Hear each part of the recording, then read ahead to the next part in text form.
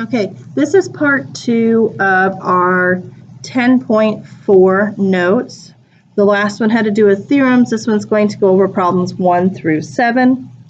So let's look at the diagram we are given here on the right-hand side. We have triangle ABC, and we have to make some assumptions. First off, let's look at the different things we're given. I know here that since this line cuts through the center of the circle, that this is going to be a right triangle. So for the very first question for measure of angle A, we know this is going to end up being 90 degrees because it is a right triangle because of, by theory, the line BC cutting through the center of the circle, being the hypotenuse. So basically, because it's a hypotenuse, this is going to make it a right triangle, which makes angle A 90 degrees. Okay, so for number 2, if we know that measure angle A plus we know the measure of angle B plus measure angle C is supposed to equal 180. So I have 90 plus 28 plus, we don't know that one yet, equals 180.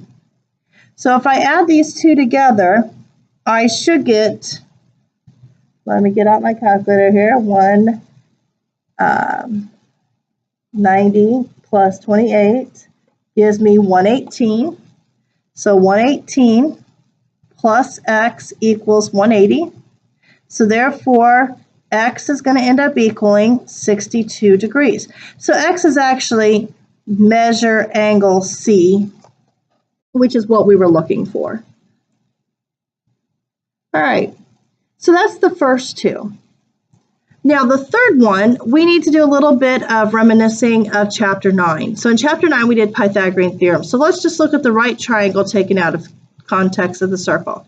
So this is 3.9 and this is 7.3. So I need to know this line here, or BC. So to find BC, we use Pythagorean Theorem. So 3.9 squared plus 7.3 squared equals x squared. So I am looking at, if I sum these two or square these two, 3.9 squared is going to be 15.21 plus 7.3 squared is going to be 53.29 equals x squared. So if I add those two together, I get 68.5 equals x squared. So all I need to do here now is the square root. So I'm going to square root 68.5, and this is going to give me approximately 8.3 for my x. So the length, or the hypotenuse, is 8.3 for BC. Now, number 4, we already talked about this in the very first part of our theorem. We know that if we know this here is 28, to get the outer arc, we then double it.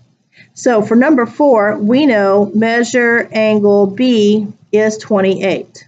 So to get the arc AC, we're going to take 28 times 2. So that means that the arc measure of the arc is going to end up being 56 degrees. And then the last one that deals with this has to do with the measure of AB arc. So the first thing we know is we know that we have the C as being 62. So we have this here. So if I want to know AB, which is on this side here, the shorter of this, so AB. And folks, be careful. AB wouldn't be this way because I have a C that intersects it part way. So it has to be over here on the left-hand side. So for number 5, if I know that the measure of angle C is 62 degrees, then to get the arc AB, I'm going to take 2 times 62. So that means the measure of arc AB is going to be 124. It's 124 degrees. All right, so that's the first 5. And like I said, most of it's just paying attention to what they're asking for and listening for those theorems.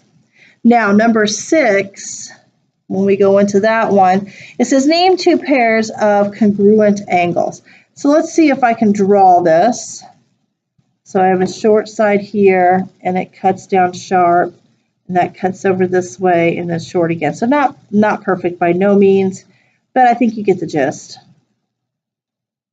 So the first one is going to be measure angle ABD, because this right here. So if I take and use highlighter, let's use orange, I'm talking about this one here, ABD.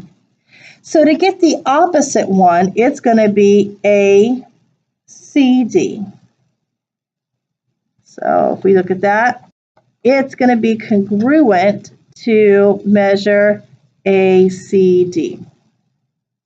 Now we got one more to go, so let's use a different color marker here. Let's use red. So for the next one, we're going to look at, let's start with B. So let's do BAC. So measure angle BAC is congruent then to BDC. Measure angle BDC. So that's how you get those two as being congruent to each other. Now our last one that we have to do is number 7. And what we're doing here for number 7 is finding each variable. Now folks, this is the last one we did on our theorems page. So for this particular one, all we're going to do is basically say that the angles that are diagonal from each other should add and make 180. So that means I am saying that angle B plus angle D should equal 180. Once again, this is number 7. So we do not know B, that is N, plus 100 equals 180. So 100 taken away from that is going to leave me 80 degrees for N. Now, measure angle A plus measure angle C equals 180. And this time we know C is 65. We do not know A, they call that M, so I'm just going to put that M. So subtract that across, and I'm going to get M equals 115. So now you have the 2 missing angles. And this concludes video number 2.